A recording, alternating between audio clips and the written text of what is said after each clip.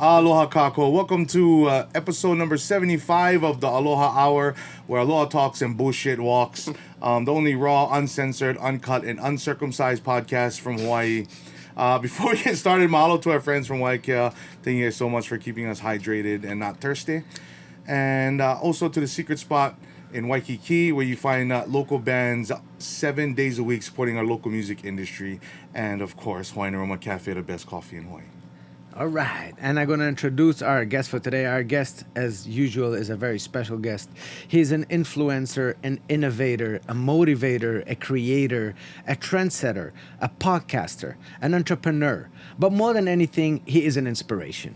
He served in the Peace Corps in Madagascar for 3 years. Following his return, he started a campaign called The Race to $50,000, where he documented himself paying off his student loans in only 1 year. In addition, he's actively working on preserving and perpetuating the Hawaiian culture. He's now documenting his journey on losing weight following his surgeries.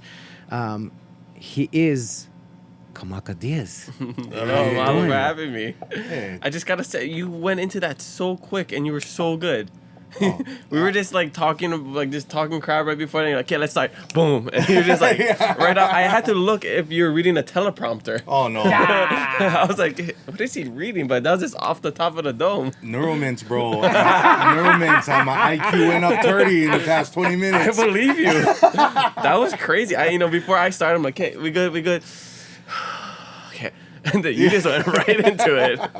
Yeah, I mean, I do it all day, every day, though. Yeah, right? It's you're a kinda like my professional. thing. Yeah, like, shucks. We just got off this Hawaii Fest show, which was insane, bro. Like, Yeah, I bet. And but yeah, it was just I really enjoy on the fly things. Totally. You know, when the mess is going on, like, Yeah. You thrive in chaos. yeah. But bro, like I didn't know a lot of this about you.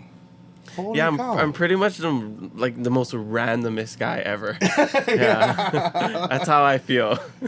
Jeez. So Madagascar, was that like right out of high school or? What? No. So it's something that you do after you graduate. So you need like 90% of people join after college, after you have a degree. So I from Hilo. Went Hawaiian immersion over there, moved to Kaiser High School my senior year to play sports, stayed at UH, studied abroad a couple times. When I was studying abroad in Spain, that's when I learned about the Peace Corps. So I came back, finished up my time at UH, and then I went to Madagascar. The contract is 2 years, but I loved it so much I extended. So it's from 2016 to 2019 I was in Madagascar. And what is being in the Peace Corps involve? It's a volunteer organization that sends people to developing countries. So people, places that are in need, like in Africa, South America, Eastern Europe, places like that. And you work in different sectors. There's agriculture, health, youth and development. I was in the education sector. So I taught English for 2 years and then extended for a year and worked with a community health organization in the capital of Antananarivo. Yeah. Wow, that's impressive. Yeah, I've lived a lot of life in my 30 years of life. Tremendous. Are you friends with Andrea? Andrea Tupola? Yeah. I've had her on before. Because she's Yeah. she also was she in Spain too? She was in South America. So I think Peru or Guatemala or something like that. Yeah. I remember we talked about it. I actually forgot about that until you mentioned it. I just texted her a couple days ago because somebody emailed me saying like, I watched your podcast episode with Andrea, and this was like probably 3 years ago. And he's like, it inspired me to like run for office, and da da da. It's a super long email, like 5 paragraphs. And so I sent it to her, and he's like, you never know who's listening and like who you're inspiring. So I sent it to her, and it was so cool. Yeah, I mean, thinking of her when you were when we talk about foreign countries and helping out, from the ground level. Yeah, I'm all for helping out. Going there and giving your physical help, your helping hands, not sending trillions of dollars to places. Because that seems like almost like a backdoor thing, huh? Yeah, it was started in the 60s by John F. Kennedy, and it was popular, in our like kupuna's time, and now it's kind of dying out. Nobody really wants to do that after college, volunteer and not get paid. So for 3 years you didn't get paid? I didn't get paid. No, I didn't get paid. You just volunteer, in 3 years you live off of? They just give you a monthly stipend, which is, depending on the country, the goal is to live like the locals. So, we run I didn't have running water. I got water from a well, took bucket baths. They give you what would be good to live in your community. So I got about like $180 a month, which is, you can stretch it out. Everything's pretty cheap because Madagascar is one of the poorest countries in the world. They live off less than $1 a day. So, if as long as you're not going to the capital and buying the Nutella in the grocery stores, you can, stretch it out pretty far. But there's a lot of rich people in Madagascar. No? It's a lot of when you go to these. You might know there's no middle class. Yeah. There's the rich and there's the poor. Yeah. So there's no middle class. So Yeah. it's like the very poor beggars. People working in the rice field all day and they get paid $1 and a bowl of rice. And then there's like the super rich people, which most times foreigners, like French people over there. French. And you see the discrepancy, especially when you're in the city. Yeah. Yeah.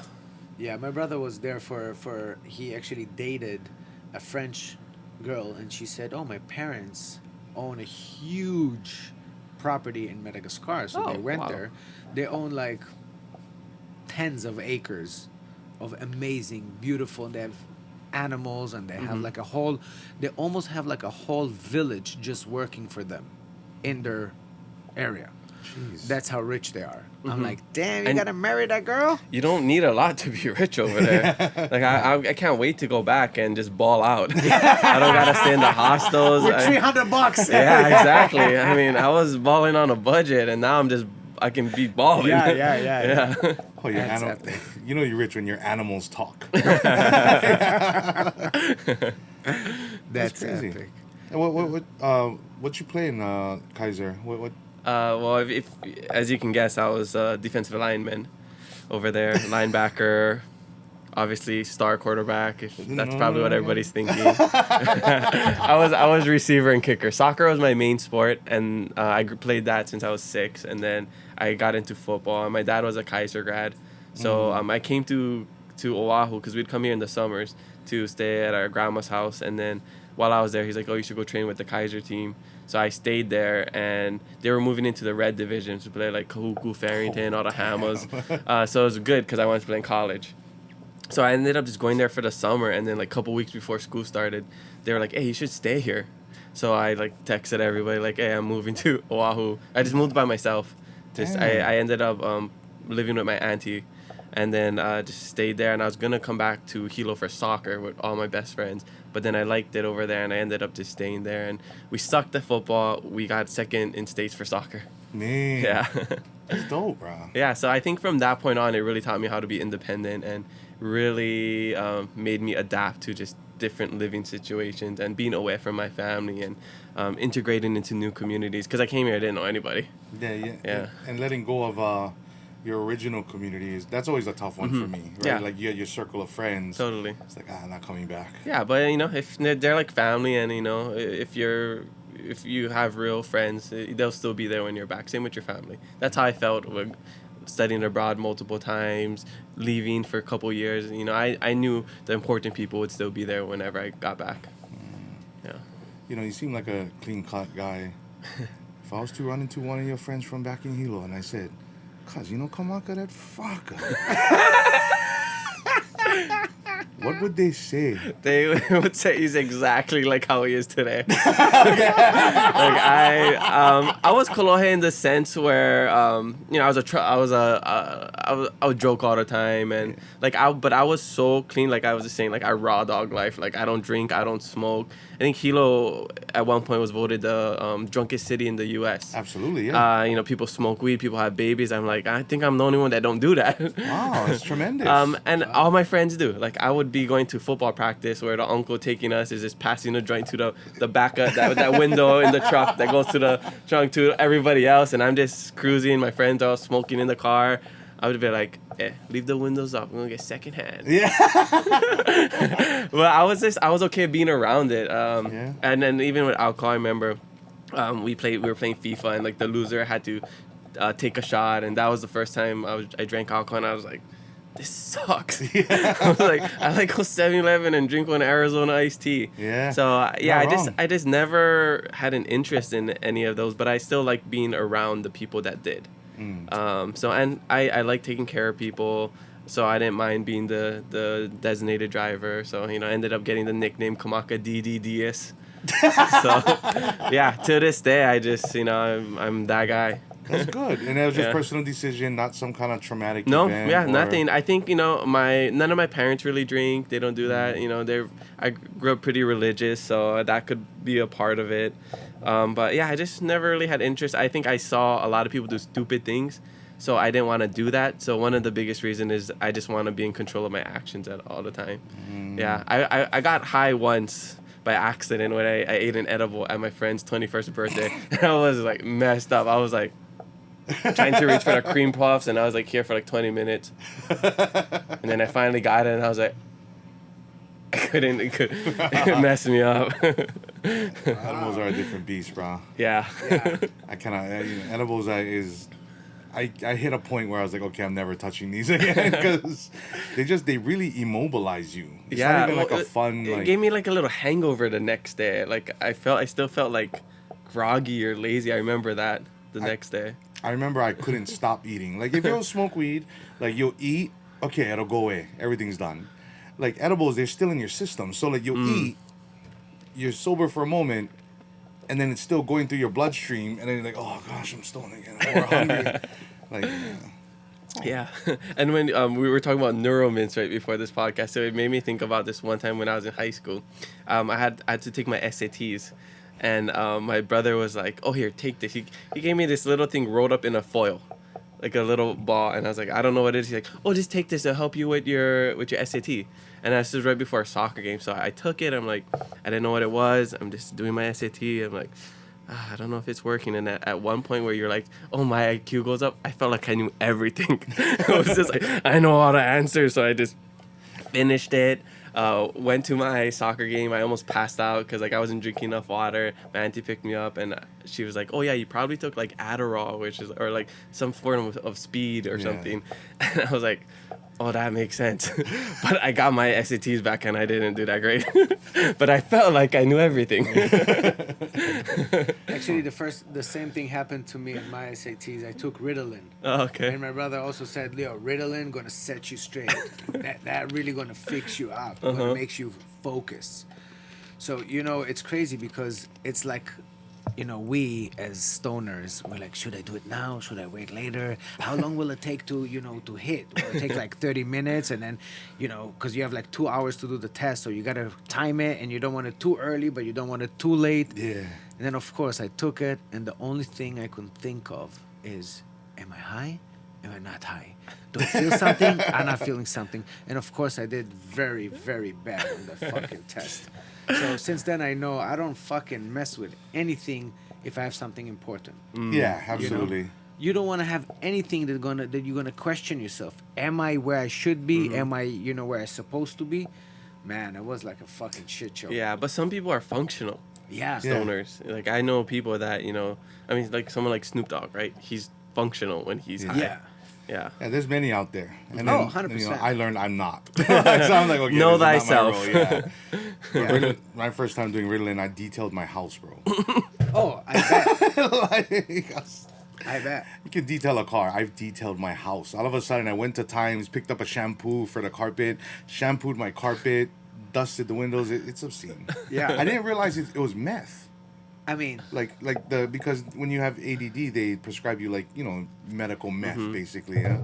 I was It's the same property, same with Adderall and speed and Yeah. stuff like that. So I was like shocked. I was like, that's when I started learning about the medical industry. I was like, you guys aren't exactly the most straight up with us. Totally. I mean, never. yeah. Never been and never will be. Maybe now. Maybe now. Who Maybe knows? now things are coming out. People, there's a lot of distrust in the media. But you know what? Even now, and I wanted to talk to about that too. But like I wrote it to myself to bring it up. But it really bothers me that everybody's talking about how bad what Elon and them are doing, but nobody talks about what they're finding. I don't understand why. Why is it not like mainstream news? Everywhere, every fucking newspaper, every magazine, every fucking, 8 o'clock fucking news, and showing you what we, the American people that pay taxes, are paying for. Nobody really talks about that. You see it here and there on social media, but you don't see a real breakdown where you can see the actual numbers. You hear it. But I want to see a fucking page where it says this goes to that, and then a bottom line, like a P&L, when you do a profit and loss statement, right? I want to see exactly how much do we send for things that we shouldn't have sent. And I want the people that don't really acknowledge it to tell me why. Why do you care that Elon found it? Don't you care about the fact that this is going on? Yeah, I think people, first of all, they don't really know how politics work. And I think a lot of it is just like, well, here's this rich billionaire guy just coming into office. What does he know? He just has money. Now we're living in some sort of oligarchy. And they don't even know, like, of all the good that could happen to it, to, the economy and all of it. I think people are, anything associated with Trump, I think, is looked as polarizing. So I think because I have, like my sister, very Kamala Harris, all that stuff, and I have some other family who are like voted for Trump, so I hear all the sides of it. And I just like, I think we're just not getting enough information on these things. We see a snippet on social media, and then you're just like, oh well, he did this and he did this, sending rockets into the middle of the ocean and stuff, but nobody cares about like all the good. You could do 100 good things, you do one bad thing, and that's what they focus on. So I think that's a lot of it as well.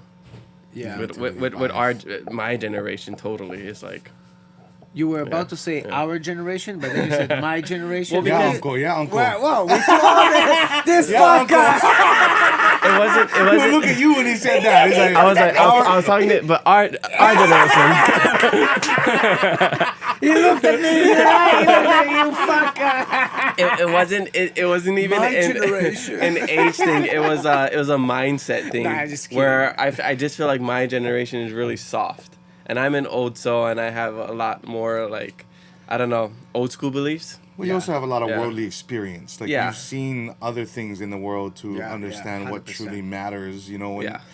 I've never seen life through your lenses, but judging from this Madagascar trip and how you've seen the most direst of living, like that could definitely be a big eye opener. Hence, saying like I always refer back to Andrea, because when she told me her story, I was like, wow, you see the world differently because you've seen things that are harder than what we live in. Yeah. To us, we feel like we're having the hardest time because we have X amount of bills. We're struggling to pay bills and et cetera, but we're still comforted in our own homes with warm water, and you can do this and you have water. Yeah, or we have TV and like our own creature comforts. Uber Eats.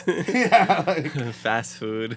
But this kind of living, like, seeing and experiencing that, I'm sure like gives you a very wide view on things. Yeah, I don't look at the world the same. Things in perspective. His perspective is way broader than a regular person that just went to college over here and didn't see what's out there. But being Madagascar, it's an island close to Africa.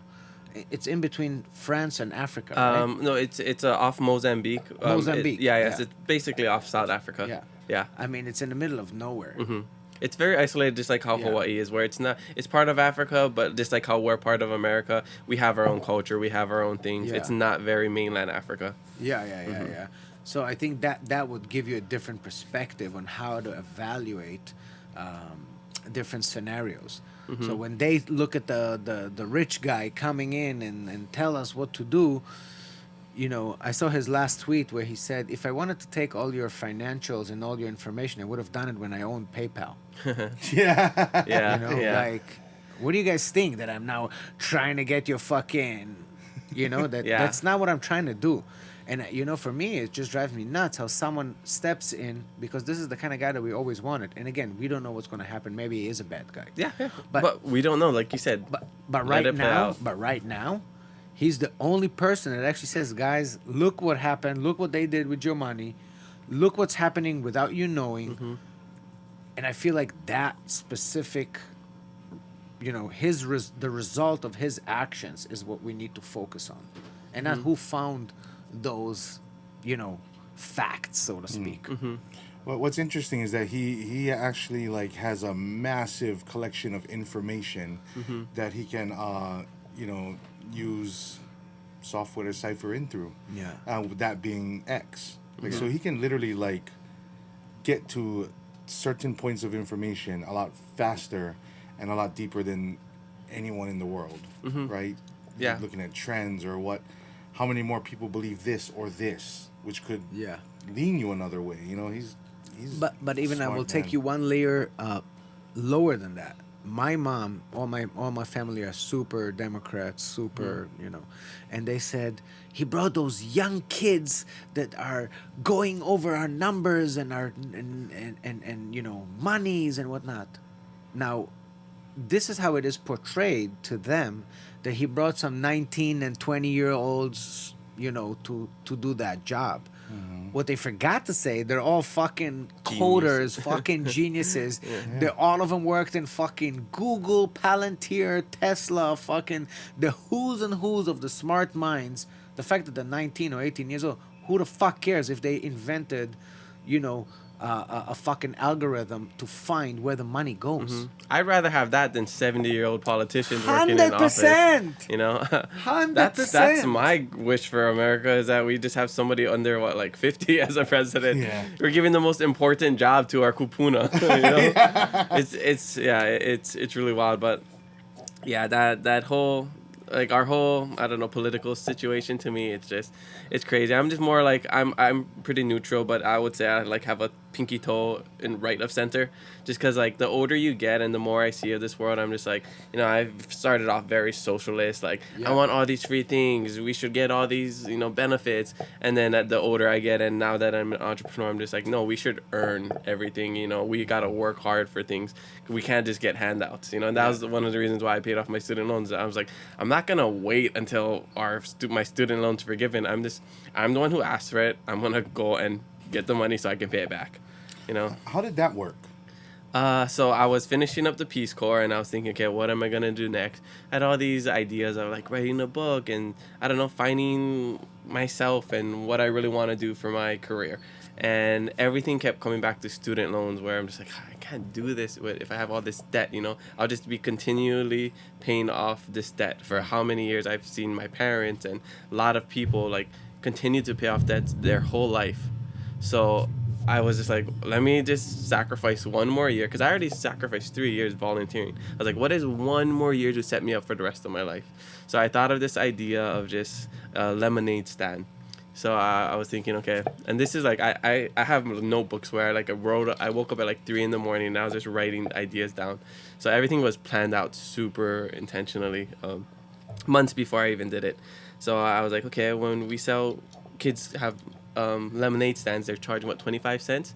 But if you said, oh, you can just donate anything, most likely people are going to give more than 25 cents, because how many of us have 25 cents, right? Yeah. And you put a cause to it, they'll probably give $20 or $10, whatever it is, right? Same way how people do Girl Scout cookies and whatever. So I thought of this idea of okay, what if I just make it donation based? And I didn't know exactly what I wanted to do, what my strengths were. I had a little bit, I majored in communications. I had a little bit knowledge in media and stuff. So I didn't know. So I was why don't, I just asked people what they need help with, and I can learn it, because I knew I was a hard worker. I had a good work ethic. So whatever they would give me, I would figure it out. Whether that was cleaning ceilings, detailing a car, cutting a tree, whatever it was. So that was my idea. I was okay, I'm just going to ask people, what can I do to help you help me? And I'm not going to charge anything. I'm just going to let it be donation based.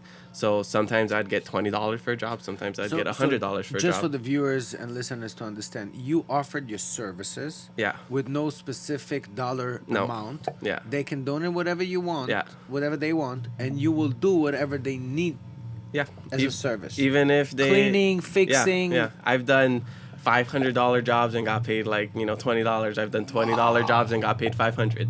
So I think it always balanced out that way. Wow. Where I would clear a whole backyard with a machete and get paid $20.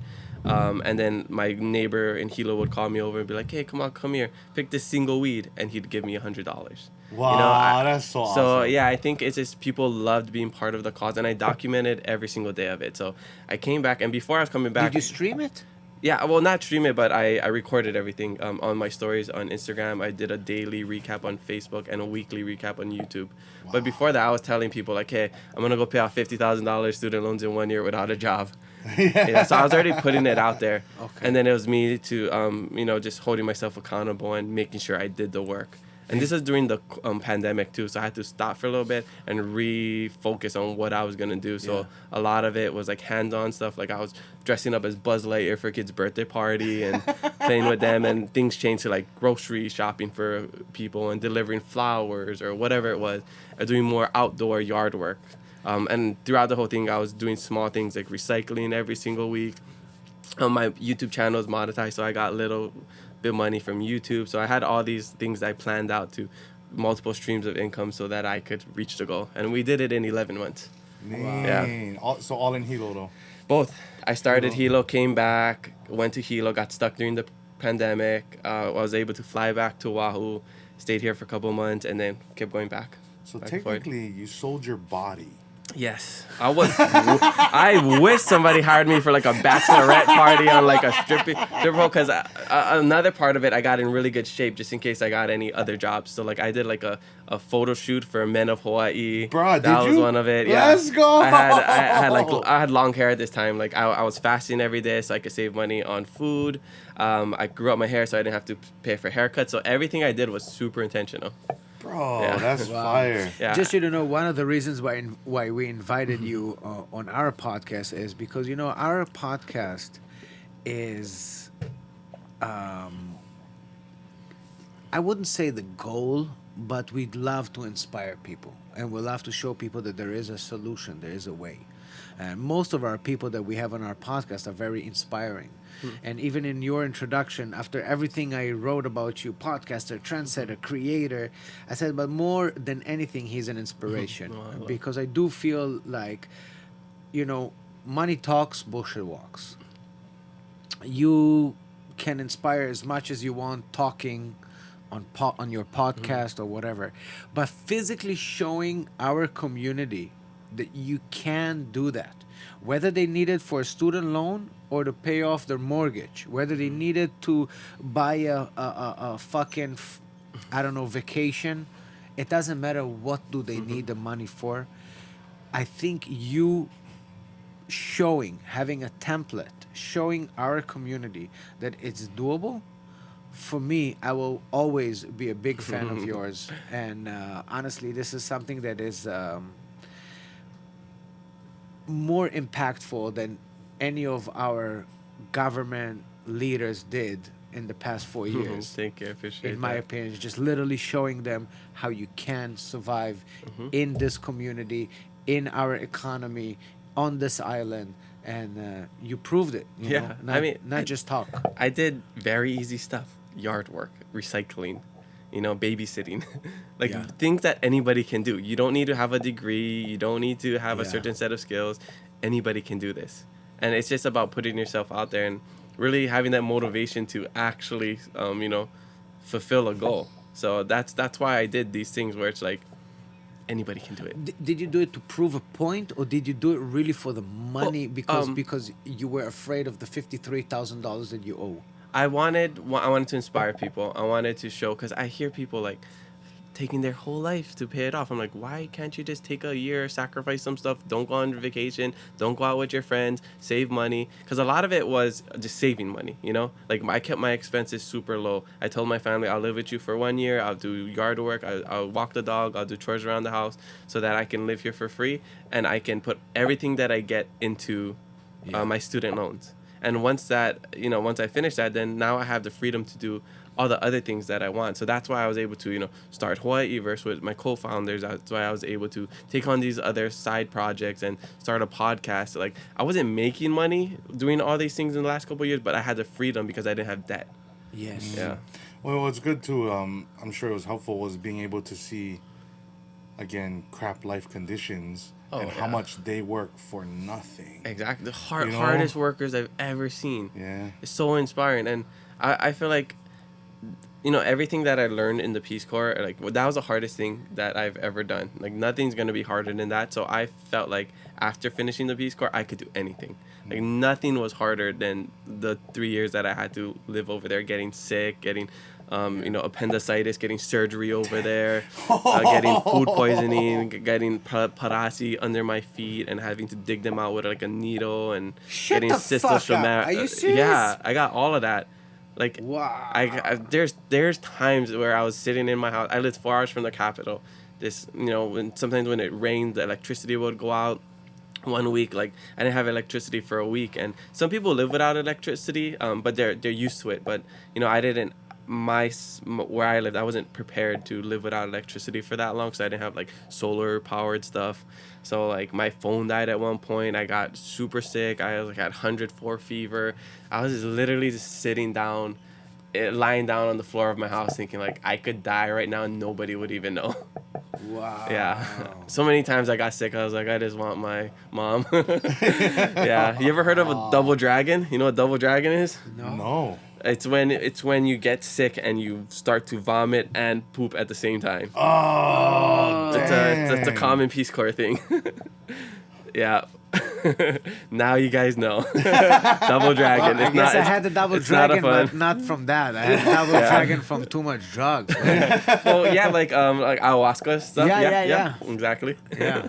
Comes out both ways. Exactly. Yeah. Damn. So I've had a lot of things, and just like getting stuck on one of the taxi brus, which is one of the things that you travel in, like during a cyclone, and having to sleep inside of that thing during a cyclone, and having to walk 8 hours to my friend's site, and then bike 4 hours back to my place, and stuff like that. Those aren't normal things that we have to do here, but these are normal things that people have to deal with over there. Even this like walking miles to get water or go to school, or little kids having to cook dinner and take care of like family chores. To them, it's not chores. That's just life. Yeah. Right? We complain about all these little things. Yeah. We complain about waiting 10 minutes to get food, where sometimes you wait an hour before even like leaving the bus station, or you have to wait like 30 minutes before the server even comes to you. Yeah. So I think it really taught me, like, I thought I was patient, but it made me even more patient. Yeah. And it just made me like less of a complainer. And that's one of the hard things about coming back from the Peace Corps. We have sessions on like reintegration, and they offer therapy and stuff like that, because you're coming from that world, and you're coming back to America, and you have to reintegrate into this society that complains, that wants everything in an instant, that this lives a different lifestyle than you. So I come back, and like, nobody really understands what I went through. I'm like, oh yeah, it was really hard. I had all these, sicknesses. I lived 4 hours from the capital, teaching a classroom of like 200 students. It's so hard, but you guys don't really get it. You can be like, that sucks, but nobody really understands how it felt and what it's like going through those things. So relating with people back here is really hard. And then hearing everybody always complain about the things that we have here, it's so hard not to be like, well, in Madagascar, we didn't have this. Or, when I was in Peace Corps, it's so hard not to be that guy who was like, all right, there's Kamaka again saying about how hard it was being in Madagascar, So what it taught me, I think, was that, like, hard is hard. Like, the hardest thing to you and you is still the hardest thing to you guys. Whether I don't want to keep talking about my little sister. Like, she's like, oh, I'm so tired all the time, and I had to work all day, and like maybe that's the hardest thing to her, where the hardest thing to me was like surviving a cyclone in Madagascar. Mm-hmm. But that same feeling of hard, it's still valid, that's one thing that I have to learn to have more. The same feeling. The reason is different. It's irrelevant. Yeah, but you don't want to invalidate somebody else because it's not the same as your heart. Whether you're like, oh, I just ran a marathon, somebody just did a great Aloha run, which is like 5K, whatever it was. So you don't want to be like, well, cool, like I did a 26.2 miles, Mm-hmm. So to me, I'm just like, well, we have to have empathy for everybody, because they're still doing something that's challenging to them, even though it's not at the same level as me. Yeah. So why you said you stayed an extra year? Yeah. So I liked it. It was so hard. It was so hard. I need more hard. I need more of that. No. I'm working on my third teardrop. Yeah. So in Peace Corps, usually when you extend, you have better living conditions. So I went from like living in like just like a place probably as big as this, where like beds, stove, water buckets, stuff like that.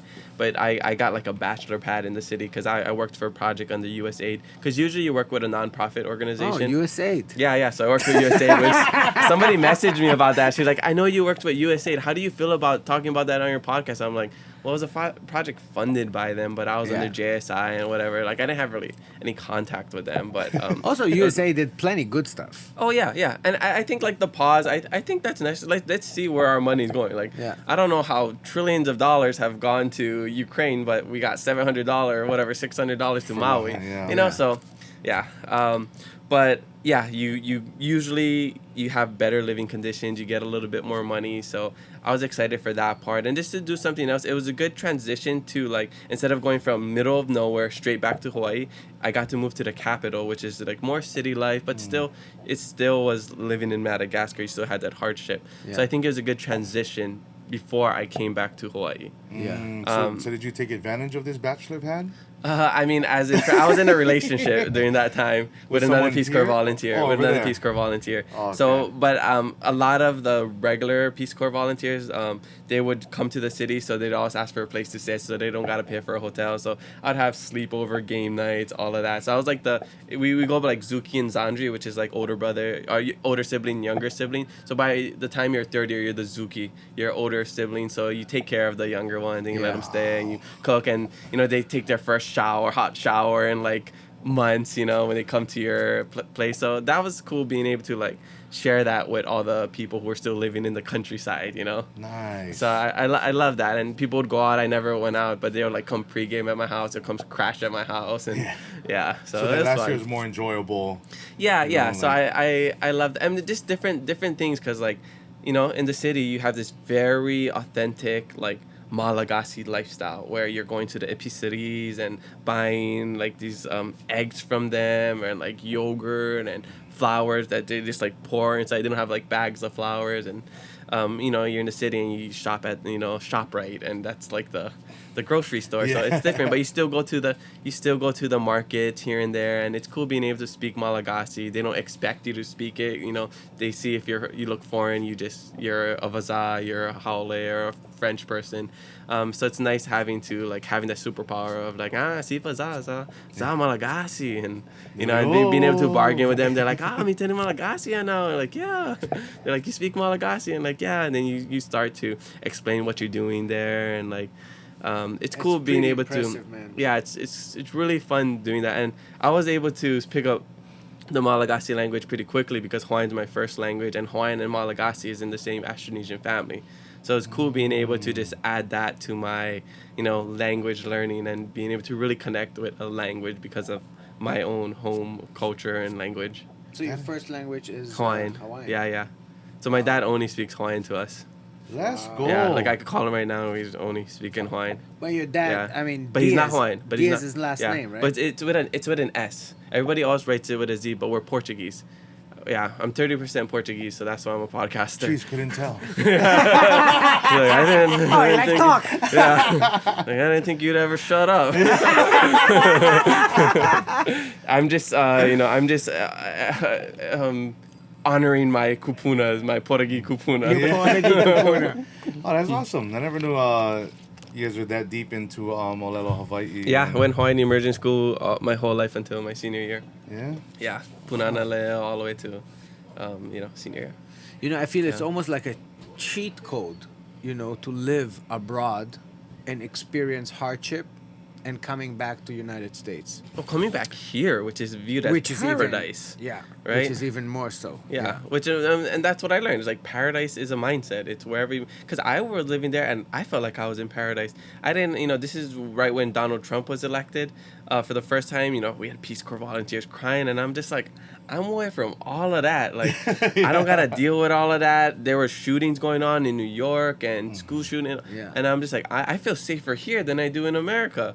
And people they view Africa, they view the Middle East, they view all these places as like scary and violent, but man, any bad things can happen anywhere. Well, I'm from the Middle East. I moved over here in 2007, and for me, it was immediately I fell in love because I was truly amazed by this island and about how people live over here, and I was almost kind of insulted how they don't appreciate the way I appreciate it. They don't love it the way I love it, even though they were born here. Some, they say, "Oh, I want to move over. I want to move to Vegas. I want to move to the to the actual United States, to the mainland. I want to, And I'm like, dude, you guys don't understand. This island is magical. Like, we really, what we worry about, I mean, yes, payments, bills, and you name it, but let's keep money out of the equation. Let's talk about just physical health. The fact that we have the best weather on Earth is a huge plus. Some of the best food as well. Food, fresh, if I mean, just live here. And then as far as if you have kids, you can go with your kids to the beach for 10 years straight and they're still going to be excited, Yeah. Anywhere else, all my friends, they become Uber drivers. I gotta take him over here, gotta take him over there, gotta take him. And freak, when they have a birthday in LA, bruh. Traffic. No, forget about that. They gotta top the other guy that had a birthday for his daughter the week before. Yeah, I see. Fucker bring one pony, so the other fucker bring one horse, and then this guy bring one elephant. This guy bring one we camel. bring one chicken, then we bring one pig, then we bring one cow. But we eat everything in the end. Yeah, exactly. We throw them all in the ewer. Yeah, no, I've traveled and I've lived in multiple places. I studied in Spain, Argentina, and lived in Africa, so I got the perspective of all those places. And wherever I've been, nothing beats Hawaii. Nothing beats the people, the culture, and I didn't have that appreciation until I got much older. But seriously, like, you rather struggle here in Hawaii with the beautiful beaches, your family, culture, the beach, the mountain. You can surf for free. You just got to get aboard. Or would you rather, struggle in Las Vegas or, California, wherever it is, It's the sacrifice that I don't think people are really understanding. Is like, I'd rather struggle here and have all the hardships, but still be able to look outside of my window at the best weather in the world. Have to deal with like snow and shoveling, my driveway and stuff like that. People don't understand. Yeah, we're so blessed over here. For a few years we moved. My wife and I moved to open some businesses on the mainland, and we opened in Cincinnati, Kentucky, South Carolina, and we lived there. In South Carolina, we stayed there in the summer, so that was cool. But winter, Kentucky, Cincinnati, minus fucking 16. You have to wake up early and you turn on your car 40 minutes before you leave. Oh yeah, you gotta warm them up. Yeah, you gotta warm them up. You have like one button on your kind, and you turn them on and you just leave them. Yeah. And then you have to clean your whole car every day. You have to take off the snow. Yeah. And then you have to drive. A drive that used to take you 20 minutes, now it's like 45 minutes. Because everybody fucking slow on the Yeah, and then black ice. And black ice, which is fucking scary as I drove fuck. like that once, and I was like, I don't want to do this. Hey, how come you guys scared of black guys? Speaking of 30% Portuguese, I did do my ancestry test, and it came back that I was 1% North African. So let's go. if we're talking about validity here, that's just, we're talking about my people. Okay. We can say black ice. So, all right. When I say that, I'm talking about us. Kako, not Mako, right? All of us. But yeah, my wife told me, like, if you want to stay here, that's fine, but I'm back in Hawaii. If you want to live with me, I'm going back. Because we kept our apartment over here, and she literally made reservations. She made arrangements for her to go back, and she said, I'm not going to stay in this fucking shit one more night. Yeah. That's it. I'm done. Yeah. And she literally made reservations. She fucking had a flight ticket, and I'm like, okay, I fucking left. I left everything, the business, the cars, everything. We just sold it like $500. Just take it, because I had to be with my wife. Like, I had like 3 days to fucking close everything and fucking go back home. Yeah. And I didn't regret it for a split second. And you did well over here. I mean, because I looked into your story. You came from Israel, and you're a fashion designer, and you came over here, started some coffee shacks or whatever. So you're a true, like, was it like the American dream kind of thing, but the Hawaiian dream. You're a product of that. Well, I was born in Philadelphia, so I had a passport, so it was easier okay, for so you had me. dual citizenship. Yeah, dual I see. citizenship, so it was easier for me to start. And like you said, coming from the Middle East, serving in the military, so when I came over here, every work seemed like easy. Yeah. And if everybody over here was really adamant about working only, till a certain time, like let's say they started at 8, at 2, 3, they wanted to be done. They wanted to go to the beach. They wanted to have a whole day. I didn't know that kind of lifestyle. For me, you go out to work in the morning and you come back after sunset, 8, 9. Like there's no coming back, and have have a fun day at the beach after work. It doesn't work like that where I come from. You have a day off, and this is when you do your shit. Yeah, you guys know more pauhana, yeah? Yeah. But look how you turned out, and I think this is why people, especially people, the young kids coming up, they got to do more hard stuff, because it teaches you so much. Whether that's doing sports and waking up every day to show up for your team, show up for yourself, or that's training to do a marathon or starting a business. People need to learn how to fail better. I think it's gonna sound a little bit dumb. But for me, what made me understand life was the gym.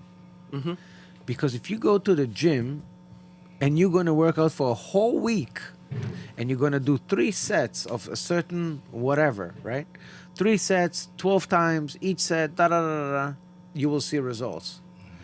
And subconsciously, you understand that with hard work come results.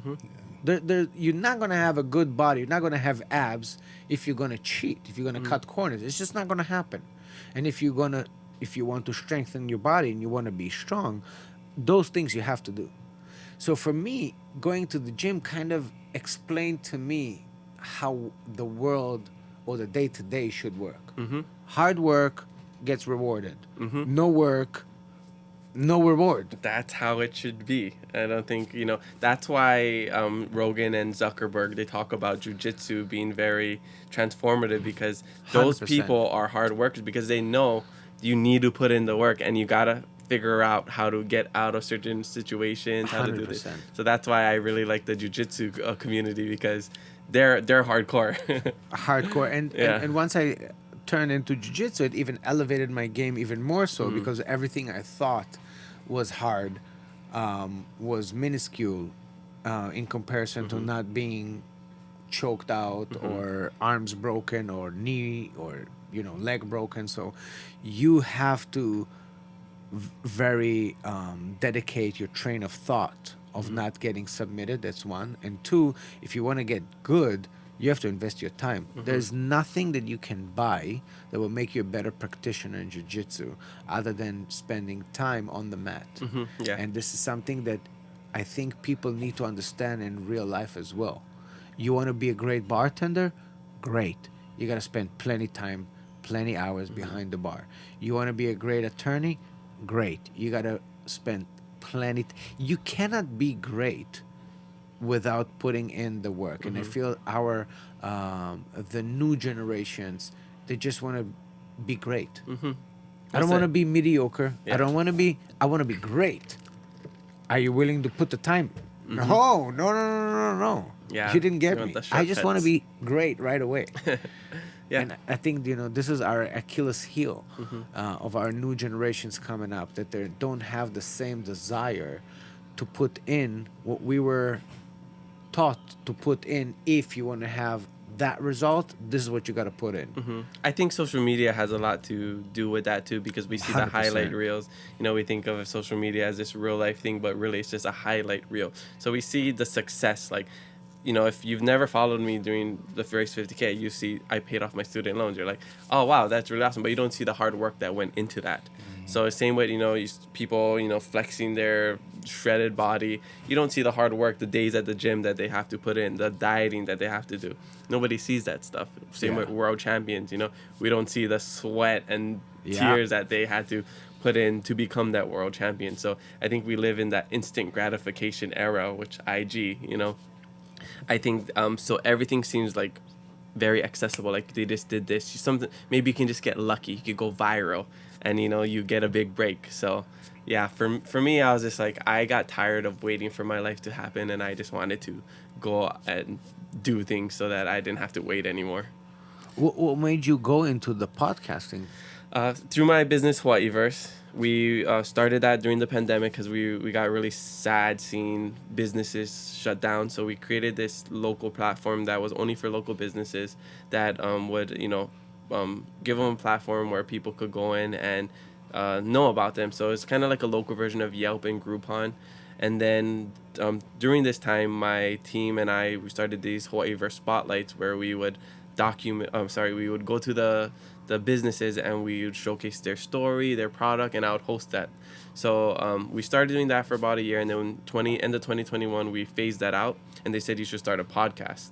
And I liked podcasts. I listened to a lot when I was in the Peace Corps, and during football season, I'm that everyday fantasy footballer. So I knew about podcasts. I just didn't want to do one. But my team forced me to do it. They set me up at Summit Media. I just had a little GoPro on the windowsill. And I started doing it, and I loved it. I think like the Portuguese gene just was unlocked, and I really fell into my calling. And so I did a couple episodes, and I really loved it. And then about a year in, it started to grow a lot. And my producer Jordan, we met. He DM'd me, said he wanted to produce podcasts. He started giving us the really good quality and told me to post more clips. And some of those clips started to go viral, and we grew a following. And then it got so big that everybody thought the podcast was Hawaiiverse. So I had to change it to stop confusing people. So that's why I rebranded it to Keep It Aloha. So I'm still part of Hawaiiverse. I'm more hands off, but my main thing is Keep It Aloha podcast. So that's kind of the history of it. And this is right now your main income stream? Yeah, this podcast. Hawaiiverse, I have some equity in it, and then Hawaiian, which is our nonprofit, which we're still getting started. But basically, it's just all the stuff I do on media is basically sponsorships and Nice. streaming, stuff like that. Yeah. And this is something you can live off of? Yeah, it got to the point where I can do this for a living, which is really, I feel really Wow. blessed. I tell people I get paid to talk. It's the Portuguese dream. Yeah, exactly. The Portuguese dream. There's the American dream and there's the Portuguese dream. I am living the Portuguese dream. Wow, that's epic. That's very inspiring. We never pursued the I guess the financial aspect of podcasting. Yeah.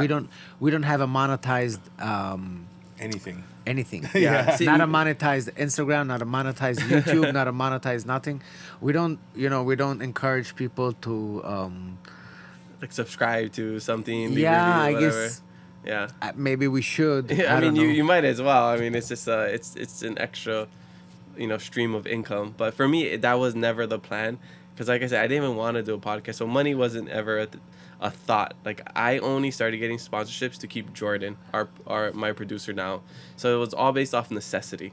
Like I had some free drinks here and there, and then Jordan came on and he's like, okay, let's try a couple episodes for free. And he's like, well, I can't do any more unless you pay me. So that's when I started looking for sponsors just to pay Jordan, just to give Summit Media that was letting us squat there for Yeah. so long, so whatever I could do to make give them money so I could keep doing this.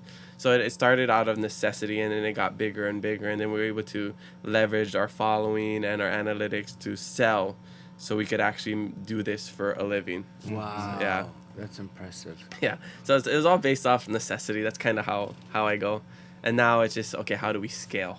Yeah. Which I'm sure with all your businesses. We know, I mean, with my businesses, I know how to scale very well, but I don't know how to scale with the podcast because it's not really. It's a newer space.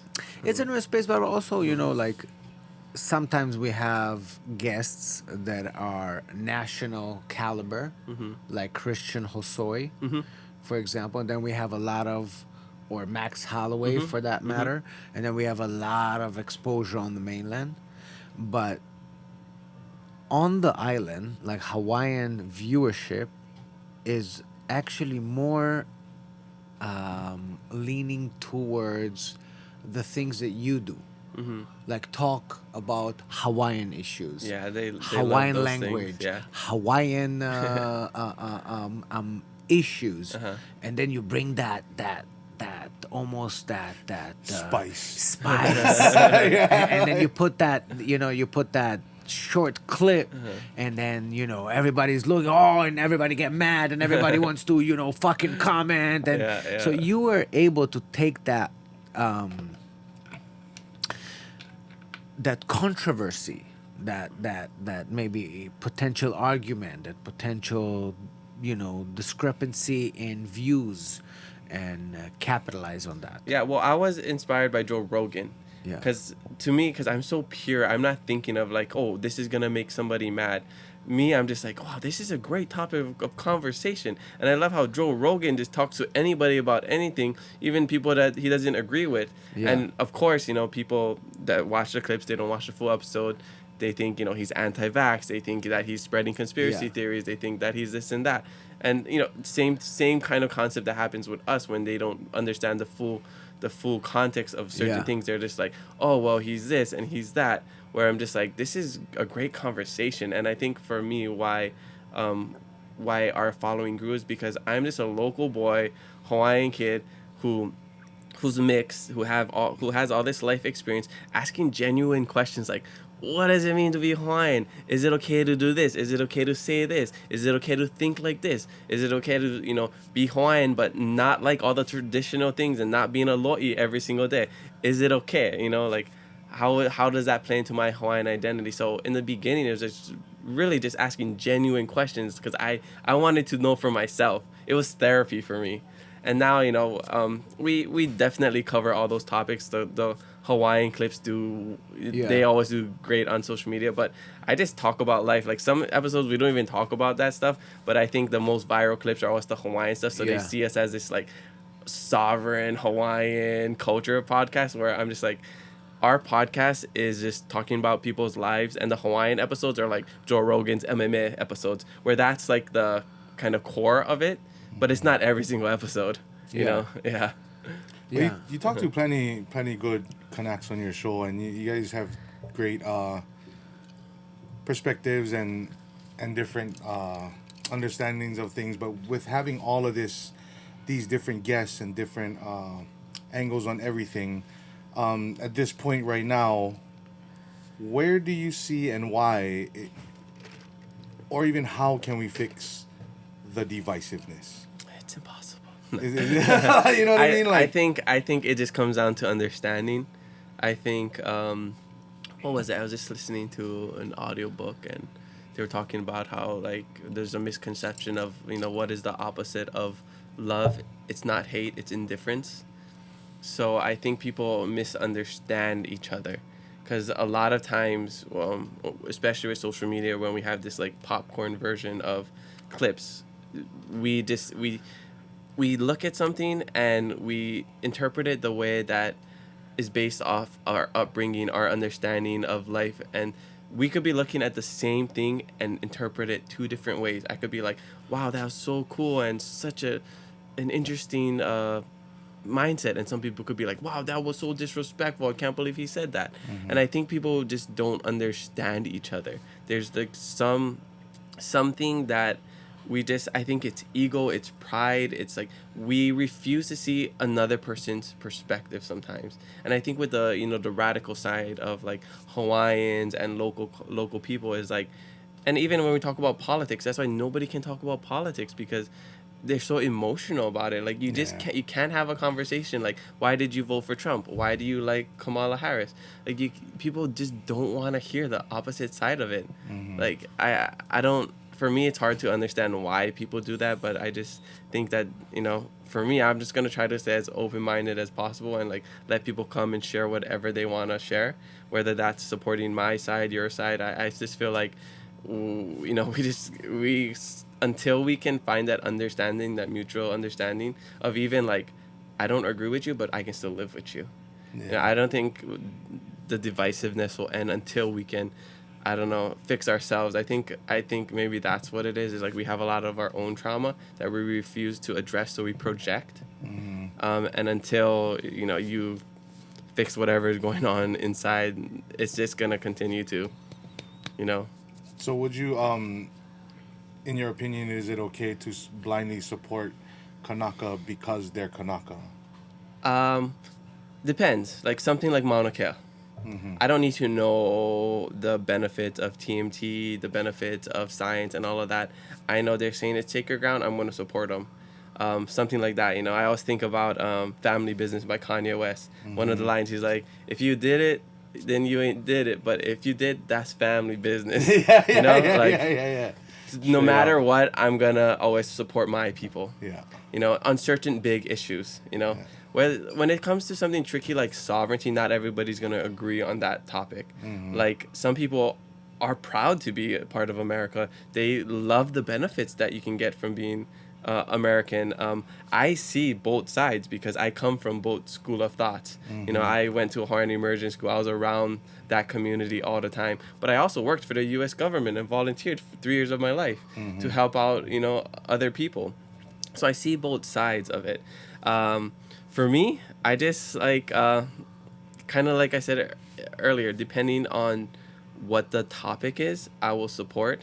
And I think like that's more like overtly support. Like I stand with you. I'll post about it. I will like show up to your event. But behind the scenes, I got my own opinions and thoughts that I don't share. That I only talk like when the mics aren't rolling. And we're just talking crap, and it can be a lot more brass and honest.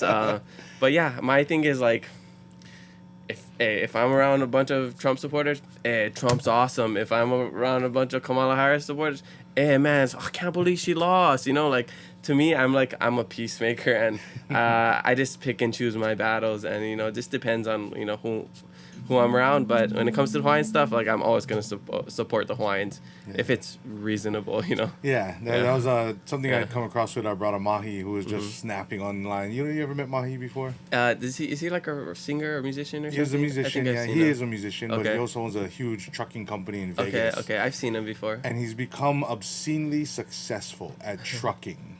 Okay, and with that, being a trucker, he's obscenely profane online and like very brash and open, and he just straight up say, why the fuck you guys all tearing why are we all tearing each other down? It's us versus them. And that's a good angle to see things. I just was curious because there's so much involving Hawaiian people, and like for instance the idea of the Hawaiian kingdom and all that. It's definitely something in a dream world would be beautiful. Will we see it in our lifetime? I don't know. Yeah, I don't think we will. That's always the hard part, right? Like I know guys like a real good friend of mine, like Kuike, he told me something real heavy one time. He's like, being an activist sucks because my kid's gonna have to grow up being activists, and their kid, and they constantly gonna have to carry on the lineage of fighting for what is rightfully theirs or rightfully yours. Like it's hard to, when you have a big bully and this is right and you got to hold on to this, and they give you the world, will give you all the TV and creature comforts, but you can't have your land back. Yeah. You know what I mean? But that's right, and you got to hold on to that. And the people know that it's wrong. Same with the whole apology stuff. Like, hey, we know we messed up and we overthrew you guys illegally. We're sorry. That's all. But just we're sorry. That sets a great precedence. It sets a really good precedence. Yeah, I was just very interested because I think at this point I think I have to revert to Brendan Makaava, who said if the people would use that apology the right way, they could have capitalized on it. Or still can. It still can. Yeah, you can't. What does he say? When you use a lot of people, you can't arrest everybody. So Yeah. if you roll up with critical math. Critical mass. Yeah. Freaking, what a scientist. No, but it's true though. Yeah. Just use critical mass. Yeah. It's true though. Yeah. It's true though. Have you guys heard of Keanu Sai, Dr. Keanu Yeah, Sai? of course. Here's I our love most Keanu popular episode, and he talks about all of that stuff, and he knows his. Yeah. I was very happy you had him on, and gave him a platform. I'm a big, I really endorse him. Ever since I met him and got to understand where he came from, he's also seen both sides, and that's why I He's trust in the him. military. Yeah. Yeah, he saw the whole game of sovereignty unfold when they took down not Baghdad, Bahrain or something? No, not Bahrain. fucking what was his name? Hussein. Where is he from? Iraq. So, and how they took over their government and not the people, and they're there to restructure the government. That's the same exact scenario we had here, and since that we just have an what's it called? Illegal occupation. Prolonged illegal. Yeah. Prolonged illegal occupation. Yeah, for all that stuff, like I support my people if that's what you want to do. That's not really like, I'm not waking up every morning hoping for sovereignty, because again, I'm not like somebody who's like waiting for something to happen. Because to me, like say that or like the flat Earth theory, whatever. If tomorrow I woke up and news came out like the Earth is actually flat, it's not gonna change anything I do in my life. I'm gonna be like, oh wow, that's crazy, and just continue on doing everything I'm doing in my life. Nothing's gonna change. Still gotta drop a deuce, cook breakfast. I'm still gonna stretch out. 2 minutes of bowel movement, 18 minutes scrolling on my phone on the toilet. Like nothing's gonna change, Yeah. So like same with these things for me personally, and it could be a little bit selfish. Like to me, I don't think nothing. Same with politics. Nothing's gonna change. I'm gonna adapt. You can't change the wind. You can only adjust the Such a hard sails. approach, man. What you just said, man. I'm really hard to digest it. And I'll give you an example. I just talked to my brother the other day, and I told him about my views of, the fact that we didn't get to the moon. Okay, and he said, "So what? Who cares? What does it change your life? You still wake up in the morning. You go to work. Who cares?" Yeah. They landed. They didn't go to the moon. Who the fuck cares? I'm like, bro, it's deeper than that. Because if they lied about that and they made it look like that, what else did they lie about? He's like, who cares? Just wake up, do your thing, live your life. I'm like, I don't know if I can. Why is that?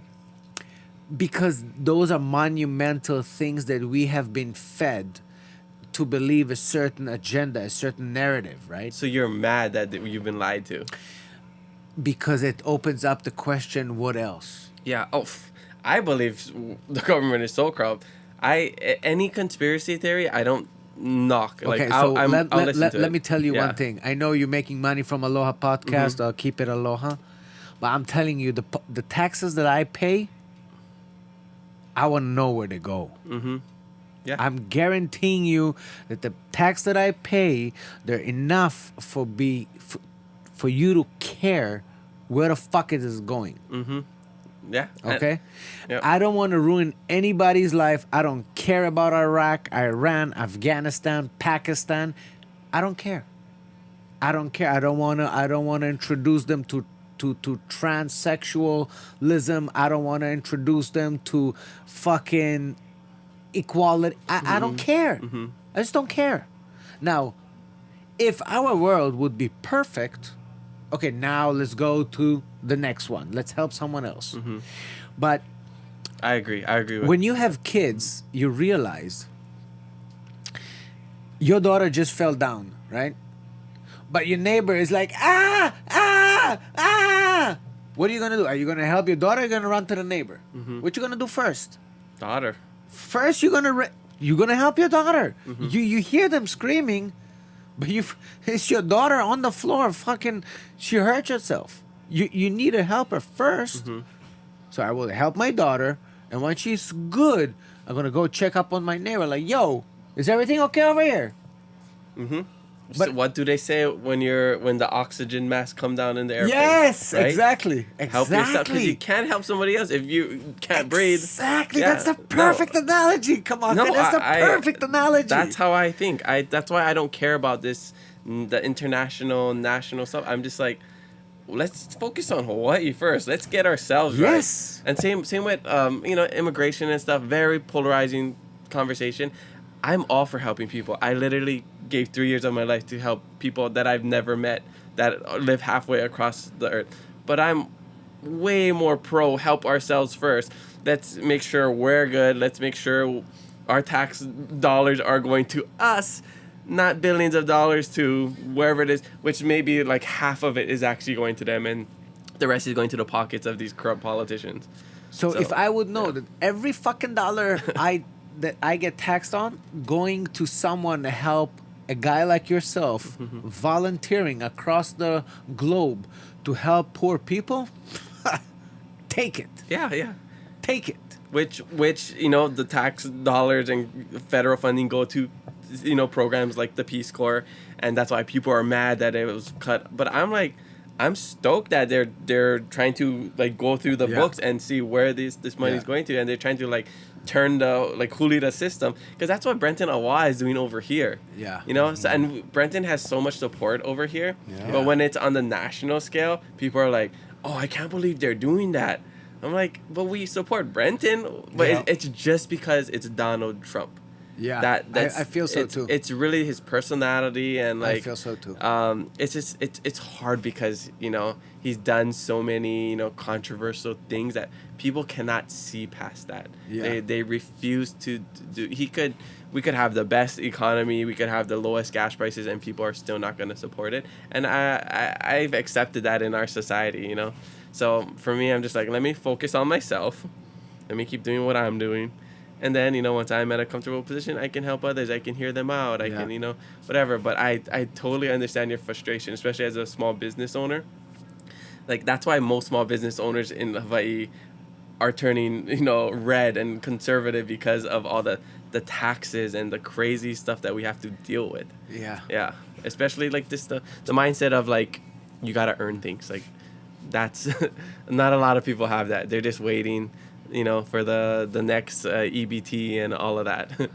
Well, you know what? To be honest, I meet a lot of low, entry level people, and there's really good people out there. There's really good people that really want to care for their baby, and for their kids, and they really want to work hard, and it gets a bad rap from all the other people. You know what I mean? That don't give a fucking. They don't give a fuck. They just want to be Yelpers and YouTubers and fucking, foodies and on Instagram. And they want to make their money that way. So they don't really care about the other route. People that make the world go round. But you know what? I feel like we need to fix our problems in the house, make it strong, make the base strong, and then we can go outwards and help others, and we shouldn't go outwards right now. I mean, I don't want to fly in any airplane right now. They're dropping from the sky, bro. Damn, son, that's crazy. But going back to taking care of yourself, even in like our kupuna, our ancestors, they knew that. They have Hawaiian proverbs. There's a saying that they say kahua mamua mahope ke kukulu, the foundation first and then you build. And I think we always gotta look back, because our ancestors had all the answers, and we get so far from that, where we're like, oh my gosh, we gotta help everybody else, and we're all pouring from empty cups, and like we have nothing to pour, and we're still trying to pour. I feel like that's the world we live in now, and I don't think caring about yourself and your people first is selfish. I think you have to be able to make sure that foundation is solid, or everything's gonna fall apart. I feel like during that time, Steezy and myself, we got a lot of hate, because before the local elections, we had a lot of Republicans on, like Diamond Garcia, Brenton Ava, Andrea Topola, and we were talking to a lot of people, and then a lot of people said, oh yeah, we don't want to repost your stuff because it's too political. I'm like, it's not about politics. It's about doing the right thing. It's not about if you from the left or from the right. It's about what is your message. Is your message good? Let's highlight that. If your message is not good, it's tainted because you have a different agenda in the back. Okay, great. Let's not share it. But if it's good, it doesn't matter where's it come from. It matters it's good. Yeah. That's why I wish we had partisan. We didn't. The parties didn't matter, because people vote just based off the parties. Yeah. So shout out to Cedric Gates. He was nonpartisan, and then he didn't get elected. Guess what? He switched to Democrats right there. Bam. Yeah. Got elected. Now he's not anymore, but you know, he took a L. yeah. But No, you know, it's crazy, and people just they're gonna misunderstand you, and I'm okay with being misunderstood. Like I remember when last year I didn't have any politics because I just wanted to stay out of that. I don't want other people to keep asking like, oh, you had a politician on, can I come on? So I just stayed away from that. But before, like I remember I had Andrea on, I had BJ Penn, and some people. I had like maybe 2 or 3 politicians out of 50 episodes, and like. I remember my sister was like, "Oh, so you're like a political podcast now?" I'm like, Yeah. "I had 3 out of 50 episodes." Like, and like even saying when sometimes we'd get controversy and like, oh, this is all he ever talks about. I'm like, this is one clip out of literally 1,000 of clips talking about this one issue, and you're just umbrellaing everything. Like people just very ignorant, and I think that's just part of the space that we're in.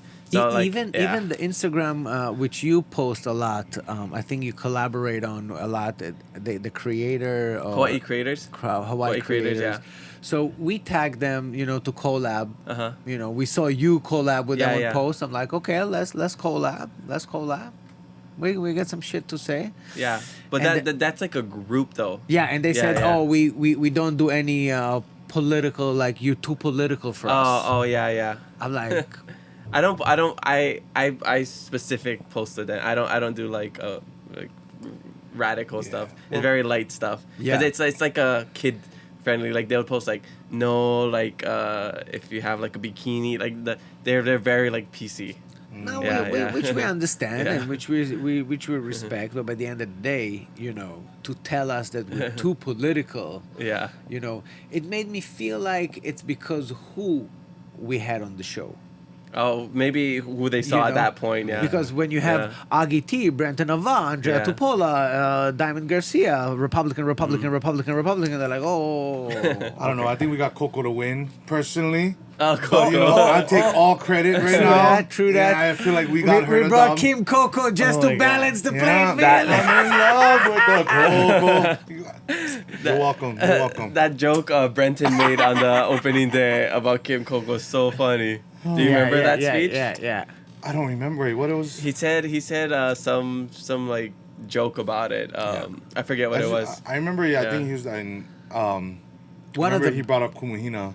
One of the best speeches ever. Yeah, I thought that was like Martin Luther King.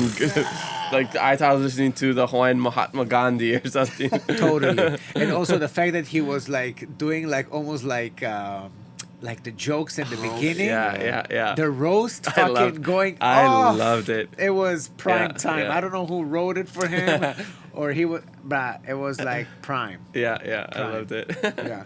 But honestly, Kim Coco is an amazing person that you can see that she really cares. Like when I compare it to other people, like I don't care if Kim Coco is a Democrat. I care that she cares, that she really, really cares. And one thing she said to me, you remember she said on the podcast about Kakako, about how Queen Street doesn't even have a sidewalk, and this other guy, the guy that was before her, Psyche. Yeah. He was like all taran and talking about all the rich people and all supporting only them, representing only them. Motherfucker, can you make a sidewalk? Can you make a fucking sidewalk? And every time there was rain, bro, it was all flooded. Because no more the kaina, so everything is just like flat and you're driving. Yep. I live around there, so every time. Shit show. Yeah. So the fact that she cares and she's like, oh, let's put sidewalks. And everybody's like, oh my God, the sidewalk. Oh, wow. That's going to take like 3 years to build. Our studio is off Haleakala Street. There's this one road. They've been doing construction. It's just like one like stop sign, road, stoplight. I know like, exactly what you're talking about. You know about. what we're talking about, right? In the, Haleakala. Oh, in Haleakala, yeah. Yeah. I swear, they've been doing construction there for so long, and they would finish where there's no cones and it's still bad, and then the cones come up, they block the road. Like today, coming from my podcast, I'm like, this road is blocked again. It's a stretch of maybe less than a football field. Bro. It's crazy. I don't know what they're doing. They should hire TCG. I don't know. TCG, the core group, best construction company in Hawaii. Please. Hey, no shout outs. Unless they pay. Oh man. Yeah, but no, I know exactly what you're talking about, It's the man. worst. Shit show. The worst. Shit show.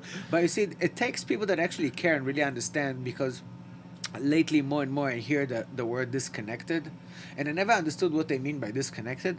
But yeah, our representatives are disconnected from the community. They don't understand what we really care about. They're talking about things that most of the time, this is like a secondary thought. Yeah. Let's first fix all of this before we get to that.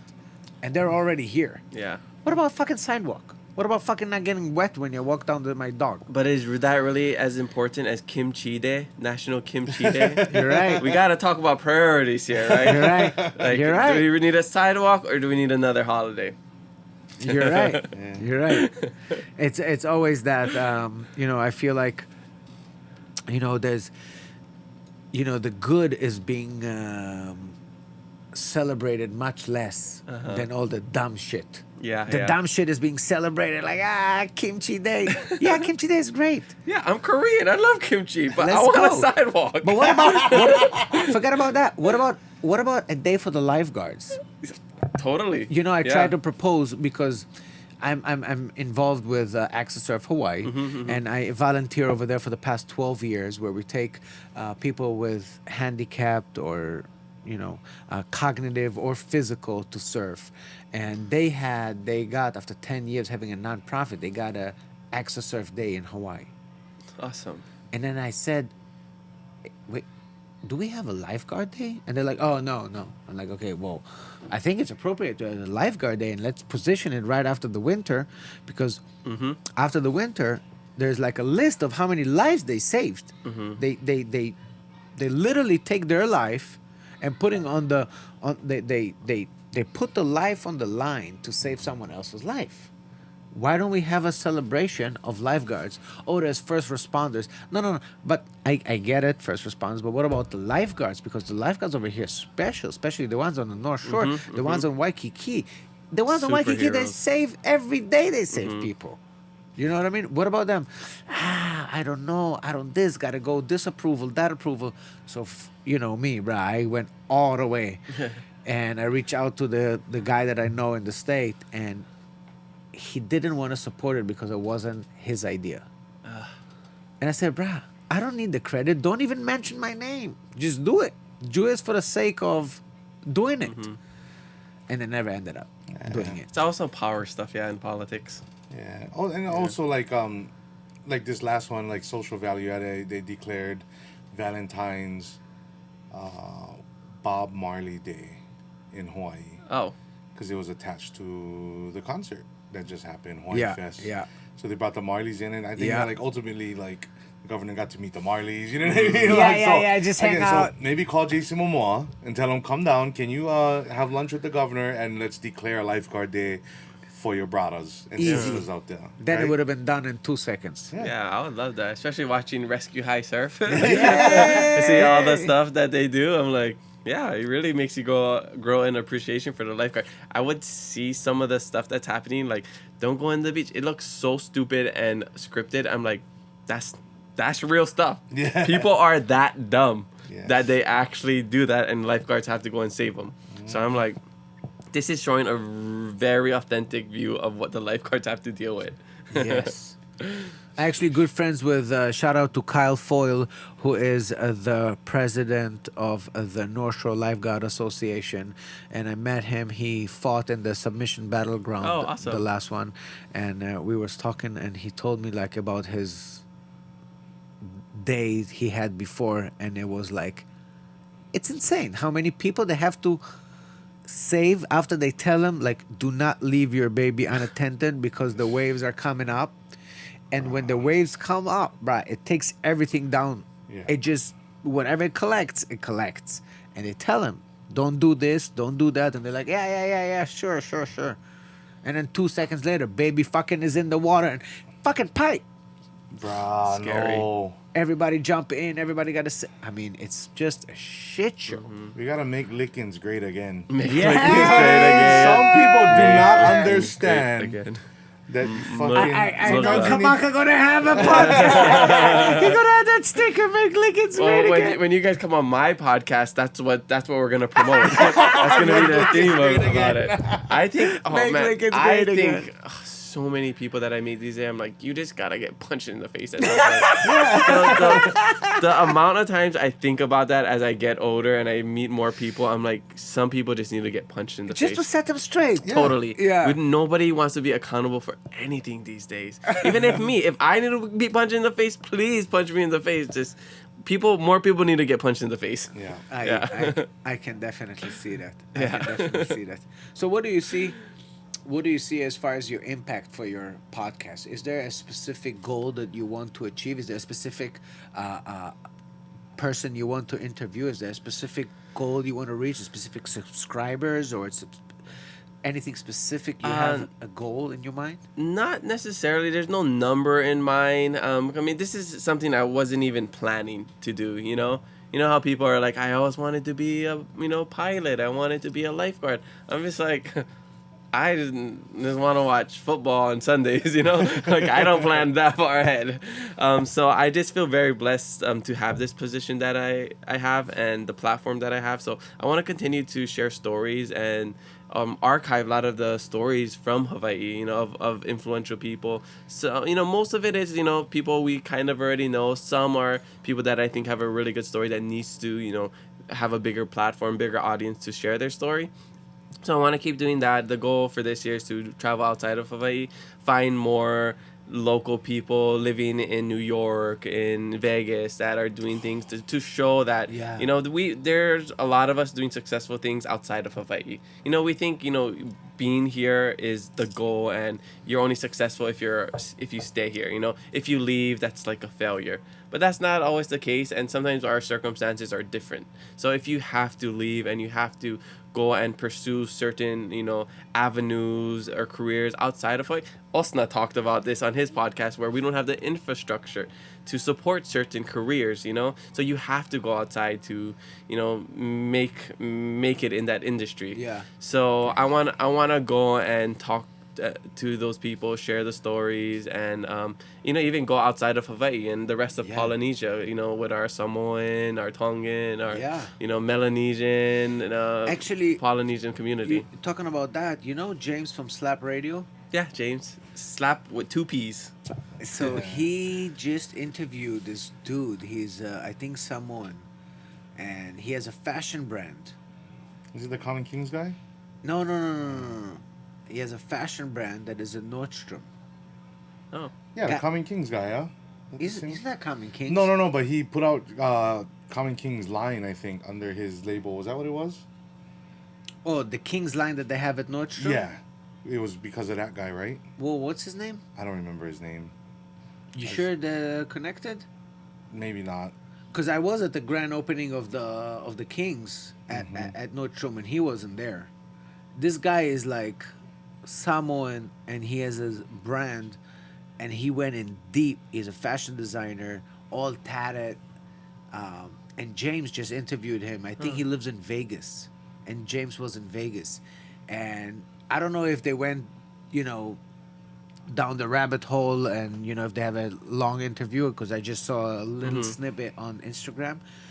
But this guy is like the real deal, talking about millions, and his brand is basically like all about palm trees and like, I guess, islanders, But this guy's like legit. I really want to hear his story. Yeah. Like, And that's the cool thing about us having a podcast is that we have access to these people. Like, wow, this person looks super interesting. I want to hear their story, and we invite them, and they respond to us. Yeah. I think that's so cool. Where if I was just a regular person, I can't really get those 2 hours with them to just ask them whatever. So I feel like we're in such a cool position. Like you get to talk with Max Holloway. Like that's one of my dream guests. And like So We can make that happen easy. totally, yeah. I wanna wait till I'm a little bit healthier and tanner. You don't want to interview him like that. No, the bigger people, because I know more people are gonna watch it. So I'm just like, I want to look a little bit better. You look down like you guys trained together. Exactly, like we just came from the same gym. Maybe I got a couple bruises, but it's from like landing on my surfboard or something. If you ever want to have Max on, I'm sure he's going to come on. You know, back in the day when we brought him on, it was his first ever podcast.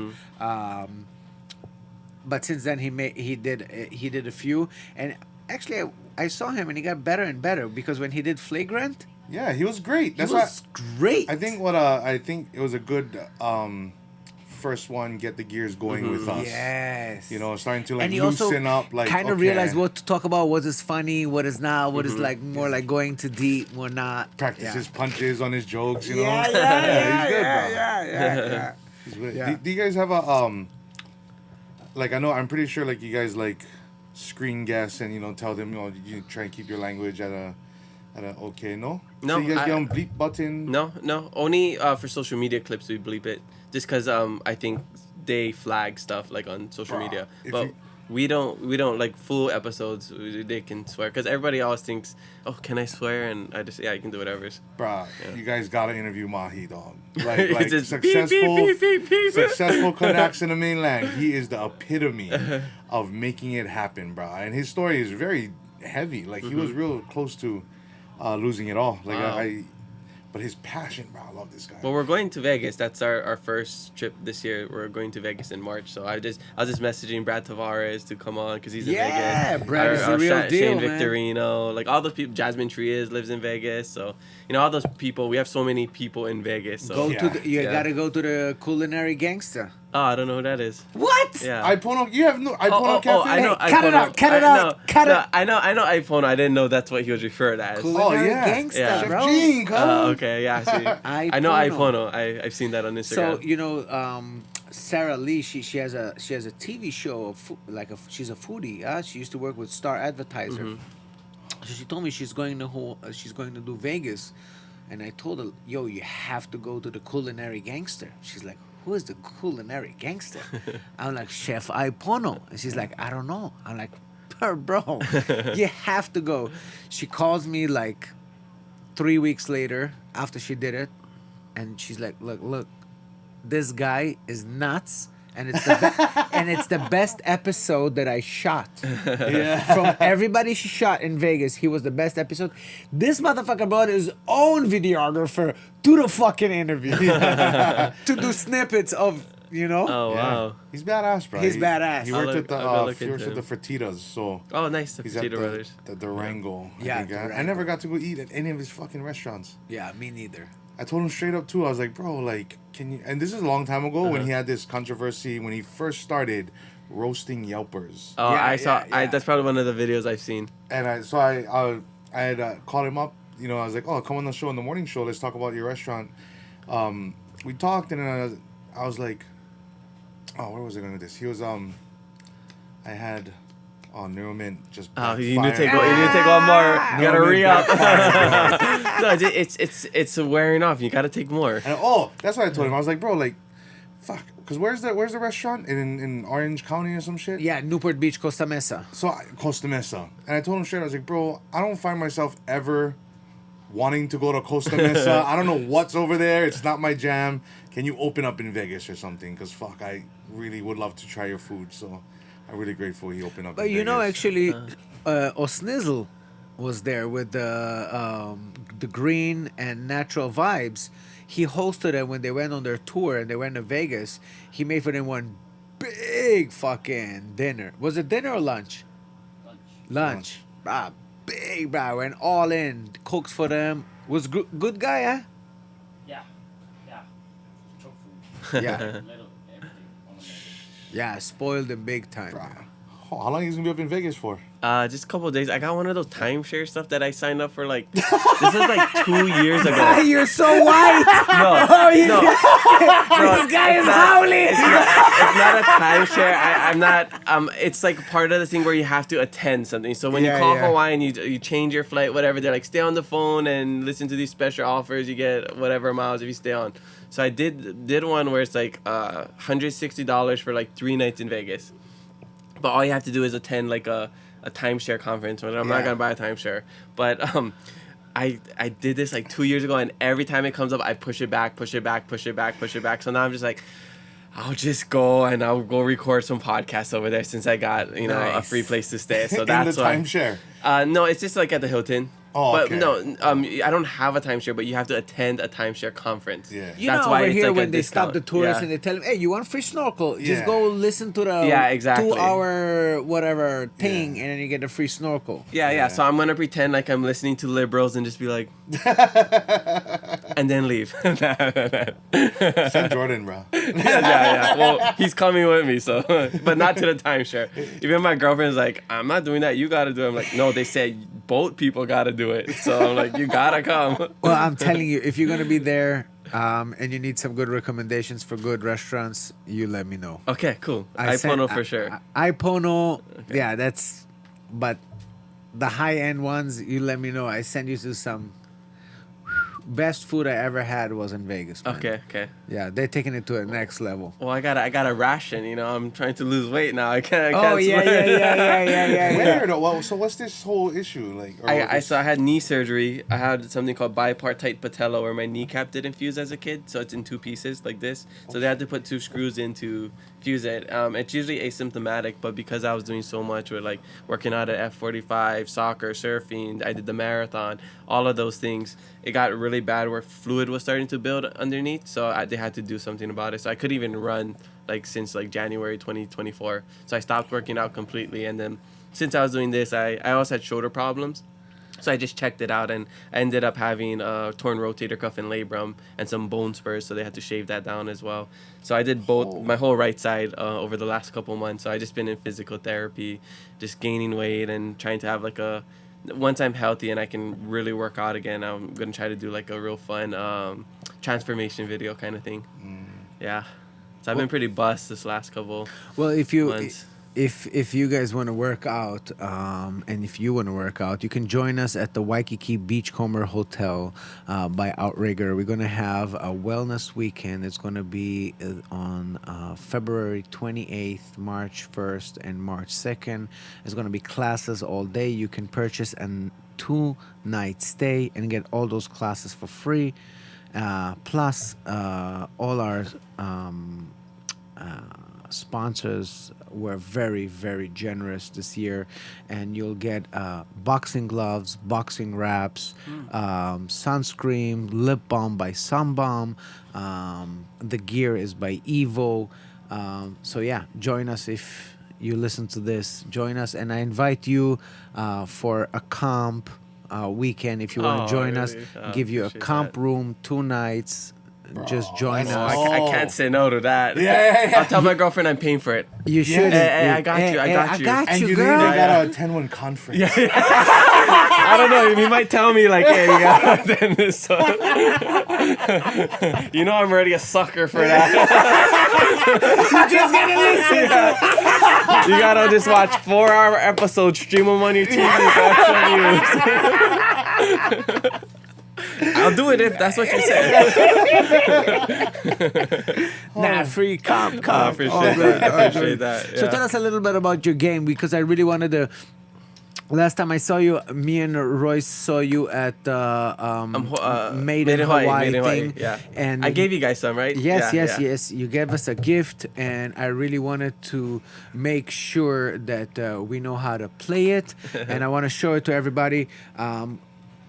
Kamaka came out with a game called Moke Gabs by Hawaiian Verse. No more hard E, bro, in the word moke. Moke. Moke. Hard E is racist, bro. You gotta go moke. Moke. Yeah, I just want to say I did absolutely nothing. Same with Hawaiiverse. I get auto credit for doing it, but I'm just like the face. That's why. So I take auto credit for all the hard work everybody does. He did not do nothing for it. He didn't do nothing. I looked over some of the things, but my team did all the hard work. So I just want to put that out there. Steezy, are you ready? Before this, can we take a shishi break? I gotta go. I got shishi. I've been holding it. Oh, yeah. This is the longest I've ever went on a podcast without shishi, and I was holding it just for you guys. Oh, thank you for holding. All right, and we're back after a shishi break, and we want to make sure that... So how was it? It was very peaceful. It was very peaceful. We wanted to make sure that we're going to test Steezy real quick. Yeah. Yeah, so here, we'll give you a little sample one. Well, you got to play too. Me, Yeah. I got to lose. Yeah. Let's just try this one. So let's explain the game. Yeah, so here's this. We can use this as an example. So you're supposed to read the gibberish. It's just random words, but it's supposed to make a local phrase. So you read kon hawk offie. It's supposed to be kona coffee. So you gotta Corn hawk off. yeah. Okay. So you gotta keep saying it out loud until somebody get it. Usually people that see the answer, they're hearing it and they're cracking up because like it sounds just like it. You know what's funny about that front page? You gotta show that front page one more time because instant mok thought is corn hawk. Where's the tour? Where's the tour? I don't. It doesn't make any sense. This was made before the Before hot the tour. tour, Bro. That's before the why. hot tour. We don't have the updated version yet. So let's try this one. So the answer is in the small words in the back. So right now you guys have to read this one. Allow wasp peer hit. Allow us peer hit. Allow wasp peer hit. You're saying Aloha spirit. It's easier Oh, when you hear won, somebody you else. fricka. Oh, 1-0. Oh, you fricka. Oh. Okay. Oh, this is, I don't Gotta know. hold on, This is like a jumping competition. pull at one Okay, point. right there. Okay, right there. Try this one. Raw bull's lip hurts. Raw bull's lip hurts. Rubber slipper. Rubber slipper. I got him first. Shit. I think that was a tie. One. This guy, he's using me. You know what? I'm not gonna tell him. I gotta. Okay. Oh, right there. Here, this is a. You know Yeah, what? once you say it, I get it. Yeah. There's 4 on every card, so I'm That's so dope. I'm just choosing the ones I want. Oh, next stop, Zippies. Oh, Boom! he figured out that you get it when he says it, so you need to say it out loud. Next stop, hippies. Okay, let's try this one. Okay. But you gotta read it out loud so the listeners can. Okay. Got it. Okay. Nowhere hip beef. Nowhere beef curry. Yeah, nowhere Ooh, West Side coming in hot. Shit, I not mean the it coolies already. on You know what there. you do? You gotta read them in fob, bro. Like if you read it in fob language, you read it cool. Okay, wait. Okay, don't do it fast. Don't do it fast. okay. Try this one. Yeah. Pow wand hut time. Pow wand hut time. I know I'm ready. Oh, wait, hot time. I get Pow it. wand hut time. Pow wand hot time. Power hot time. I think that sounded Chinese. Pow wand hot time. Pow hana time.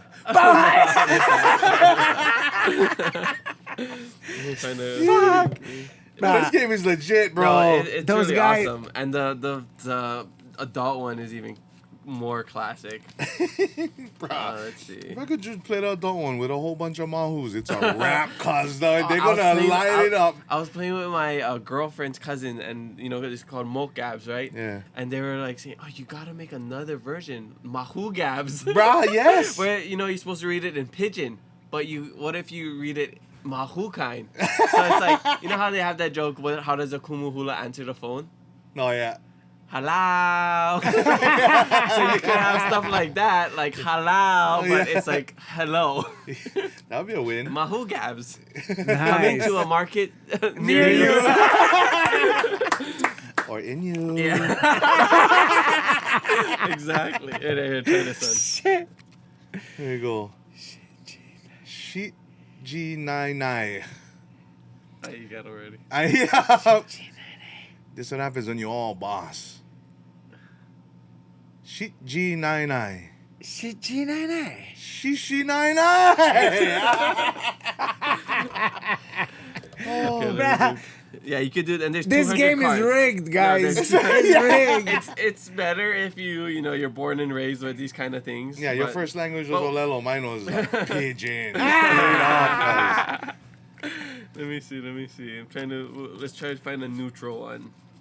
Let's see. What about this one here? Wait, are you trying to find a neutral one for me, the howdy guy? Oh no, for the audience. the Oh, Howley okay, audience. okay, just Okay. making sure Yeah, for yeah, you yeah. guys. I didn't even know you was Hawley. You the one that said it, not me.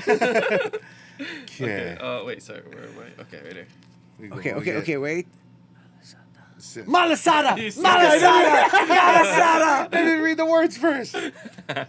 Motherfucker fast, cuz. Okay. I'll read it. Let's see how fast you can get Okay, on it. okay. Wait, For the wait. audience, pause if equal shin. Pause if equal shin. Pause if equal shin. Pause if equal shin. Fuck, I don't know! Say that. You Say go faster. swim. Pause if equal shin. Pause if equal shin. Pause if equal shin. You got Pause it. if equal shin. Pause if equal shin. Sometimes you take the people from your lifeguard show to the positive shin. Sometimes you take the people No. swimming in the Pacific Ocean. Oh, Pacific! The Filipino accent was perfectly for that one. Okay. Here, Yo, we'll do you're this making it hard, bro. one. Kamaka, That was what's going easy. on, That bro? was- he was laying. That was a layup. Yes, What? it was. Yeah. Okay, let's try this one. Owl lamb much hang.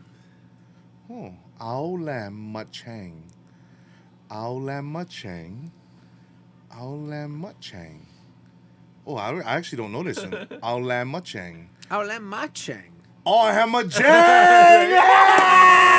You just gotta hear somebody else say it, and then you know it. Shit. Bruh, it's like 9-0, 9-1, 9-1 over here. Hey, who's keeping count? You know. Bro, this is fun. It's This is fun. a good tiebreaker. So when you guys come on my podcast, we can play the adult one. Okay. Let's go. Yeah, we could do that. Okay, how many more you guys want to do? This is a good one. Jess hobble less hall. Jess hobble less hall. Just sabo. Just. Oh, Jess hobble less hall. Just sabo, less haul. Oh, you tried to sound it with confidence, huh? Just hobble less hall. Jess hobble less hall. This is a tough one. Just hobble less hall. Just hobble less hall. Just hobble. Job less hall. No. Just hobble less hall. Just hobble less hall. Just hobble less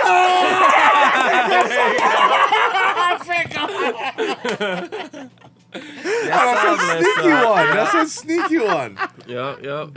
Right, you should get arrested for this shit, bro. Tell you straight No, up. wait till you hear the adult version, then we gonna get arrested. Shit. Right, where our audience can get this? Mainly online at Hawaiiverse.com. We have it in some stores. I think we have it at Workshop 47. I think it's in Pro Ridge. Oh, yeah. 47, is that the right I number? think so, yeah. We have it over there. We have it at Native Books in Chinatown. And we had it But at the easiest way would be just to log on to your You can website, just follow Hawaiiverse and go to the links Hawaiiverse, over there. Yeah. go to the link, and There's then also order an your own Instagram set. filter where you can put it on your head and you decipher the gibberish. You know those filters? Yeah. Yeah, So we yeah. have one of those as well. Not. Are you serious? And if you just On look IG? Hawaiiverse or something. Wow, check out Yeah. on IG Hawaiiverse, and I'm gonna give you the filter of the same game, and he Yeah. has the same game also in the version of adult, Yes. which is more boto A oriented. lot more boto, a lot more punani, a lot more faka, a lot more. Yes. Yeah. I felt Batu. very uncomfortable right now with all those words coming out of your mouth. Like, Kamaka! Kamaka! Kamaka, what you doing? That's how I felt, and that's why my parents, I'm so innocent, like, and they so trusting. Like, I would literally leave the house in high school and be like, they're like, oh, where are you going? I'm like, I'm gonna go smoke crack, and they're like, okay, have fun, bye. Like, I would literally say, I'm gonna go do crystal meth, and they're like, okay, bye. Because they knew you're I not was going to do so, them. exactly. I'm so innocent, and yeah, even saying stuff like that. Yeah, like, I I just- say it as a joke sometimes, and people are like, "That seems so awkward coming out of your mouth." Oh, that's awesome, bro. Yeah, I'm Yeah. gonna pick up some. These are fun. These are Yeah, fun gifts well, too. just come by our studio. We got some. We got some that you can give. You know, you have plenty Yeah, of friends yeah. in the mainland that would love this. Totally, I mean, yeah. this is a great idea. Now I'm curious to see the adult version. I'm like, frick. Yeah, it's really fun. Yeah, Oh, I'm you no, go- for real. Come on my podcast, and then we will have like a podcast crossover kind of thing. Yeah, Yeah. definitely down. Is, bro. is this a challenge? Are you challenging me against Nana Cooley over Hey, here? you can start practicing. You got the decks already. Yeah, Yeah. This is his Yeah, first you've time. been had the decks. Hey, it's the pronunciation. Without you pronunciating it, I couldn't get even the one. Maybe it's time for you to go play with your deck a little more. I'll see you after I play with my deck. Yeah. You should live stream it too. I'll take it into consideration. But at this time, we've been going almost for 2 hours, and I know your schedule is a busy schedule. But we wanted to show you some of our love, and we wanted to give you something very special as a gift. So, first and foremost, we have a little T-shirt for you right on, from mahalo. our podcast, the Aloha Hour. Is it extra large? Because I need that size right No, now. it's for after you lose the. Oh, It's okay. for after you lose. Motivation. Yeah. I see what you did. I am a size large, but now I'm an XL. And of course, our award for the Hammer Award, which you absolutely deserve because you won Hammer. Oh, I appreciate this. Yes. This is so cool. You really won Hammer. And I appreciate because I love weapons. Like I have nunchucks. I learned how to do nunchucks in Madagascar. Another random fact. And I have like all these like little random sword things, and so this is perfect for me. I didn't know it's a weapon. I thought That's it's where my As head a tool, goes. but yes. Yeah, I'm like, oh, weapon, nice. You heard it here first. He's twisted. Oh, mahalo, I appreciate that. I feel honored that I got to be on, with all the rest of the hammers that come on this podcast. So mahalo for having me.